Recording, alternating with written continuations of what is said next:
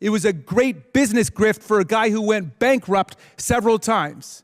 And yet, out of some misguided partisan loyalty, you're going to stick with him. I don't even know why you stick with him. He was a Democrat longer than he was a Republican. He wanted to run for president on the Reform Party. You guys have been taken over by an absolute con man. And now you're acting like members of a religious cult who don't even remember how you got in the first place. Hi, and welcome back to The Soup. I'm your guide to the daily miasma of D.C. politics, longtime White House correspondent Brian Karem. And today I want to talk to you a little bit about cowardice and hypocrisy.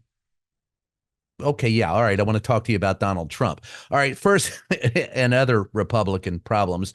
Let's start with Donald Trump, who wants to be immune. I mean, he really wants immunity from being charged with those 91 felonies in 4 different jurisdictions, and has begged and pleaded with a court to make sure he can rest in his retirement years immune. And let me just here, take a look at this post. All right, I'm going to read from it.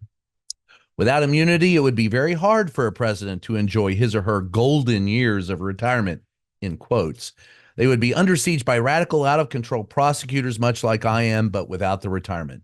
Well, look, don't do the crime if you can't do, the time. That's an old saying. And if you need immunity, if you think you have universal immunity forever, why is it that, Gerald Ford had to pardon Richard Nixon? It's because you don't have immunity. We all know it. It's the act of a coward to commit a crime and then try to hide. It's also the height of hypocrisy. And folks, hypocrisy is nothing more than a manifestation of cowardice. So with that being said, Donald Trump does not deserve immunity, and the Republican Party has even greater problems with cowardice and hypocrisy.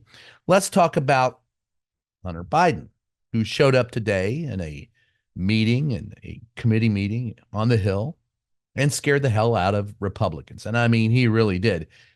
Take a look at him when he got up and left after Marjorie Taylor Greene tried to ask him a question. Gentlemen, time's expired. Chair recognizes Ms. Greene from Georgia for 5 minutes.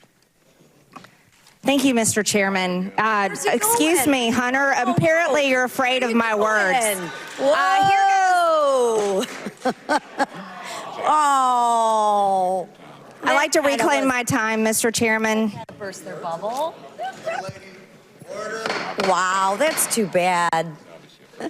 That's right. Adam Schiff, among others, and Eric Swalwell were those who pointed out the hypocrisy of the entire move to try and hold Hunter Biden accountable by saying he should be arrested and that failure to appear for testimony is a criminal act. Well, folks, if that's the case, why isn't Jim Jordan being dragged into court or put in, irons and handcuffs? Here's what Eric Swalwell had to say about that. Mr. Chairman, is this a joke? No, seriously, is this hearing a joke? This is a committee that now cares about subpoena compliance, and we're going to hold somebody in contempt for subpoena compliance? That's really interesting because, to me, it seems like you believe we all had our memories wiped 608 days ago when you failed to honor your own subpoena. You see, on May 31, 2022, as the January 6th committee was investigating the greatest crime ever committed in America with the most arrests, the most convictions, a crime against our Congress, our Constitution, our democracy, all they wanted was for you and a few of your colleagues to cooperate, to provide any information you had. And what you all did for 608 days and counting, you didn't show up. And you want us to take this proceeding seriously, where you have an issue with somebody else's compliance with a subpoena, somebody who actually is willing to come forward publicly, something you were not willing to do, something you and Mr. McCarthy and others who were asked to testify were not willing to do. So seriously, is this a joke? If it's a joke, great. This whole Congress has been a joke, so it would be in line and on brand with what has been taking place.